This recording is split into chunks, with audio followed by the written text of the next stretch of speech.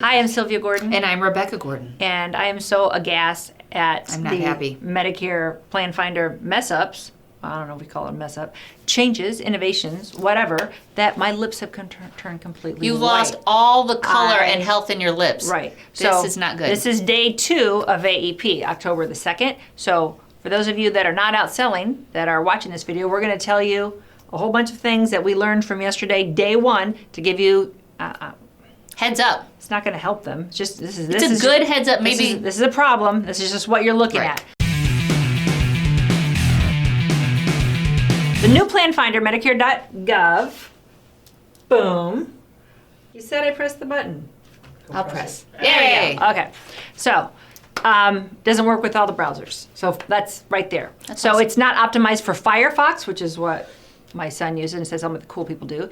It's not for Mac Firefox. It's Internet Explorer, yes, if you use that. I don't know what your deal is. Edge, yes. Safari, no. iOS Safari, no. Chrome, which is what I use, yes. Okay, so there's other browsers out there, but I'm just telling you, there's a problem with a lot of them. All plans show no pharmacies in network. Yeah, that's a big problem. That's kind of a problem. Okay, so the default on Medicare.gov Plan Finder is to sort by premium and not by drug costs, okay? And of course, it's not saving your selection. Well, the total drug costs continue to not include premium. So I'm kind of able to eyeball if something is close enough, and I can calculate it back manually. And I caught a couple people where the best plan was actually number 3 instead of number 1 by several $100s. Yeah, so don't just go 1, okay, good. Right, so I'm not sure how many agents will be able to notice this. Certainly the average person would have absolutely no idea. Keep your eye out for this. It's not business as usual. You got to spend a lot more time looking at it. Okay, so the Medigap, which is new because I didn't have MedSup on there. The policy benefit page implies some inaccurate things, such as that Medicare Plan B, Plan B, covers the Part B deductible.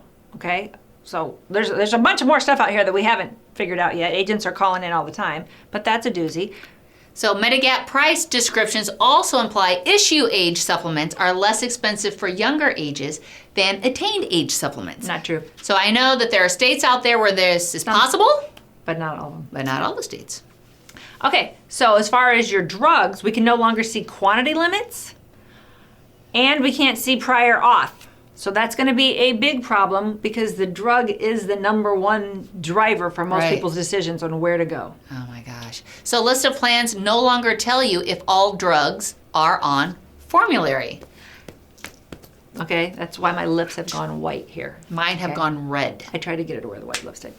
Okay, when you use the Medicare.gov plan finder through a registered account, at the top of the page it's going to say under plans 2019, and then directly underneath that it's going to say a statement that says you're looking at 2020 plans.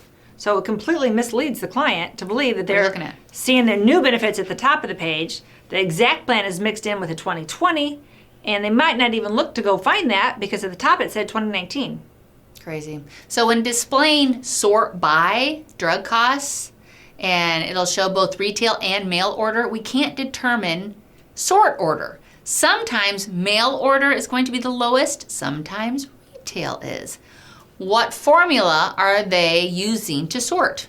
Don't know. What formula are they using? Okay, we're going brain damage here. Okay, so one of the easy fixes is they're only letting you see 10 plans at a time instead of 30, 50, 60, like we've always been able to do. There's no reason why they can't show us more plans. I agree. That's not a hard fail, but that's a problem. I think the biggest one is there's no back button. If you enter an incorrect drug, you have to go back and reset the entire page. Yes. That would drive me insane. Yes, this is a huge problem, is you can't sort MAPD by other than price, deductible,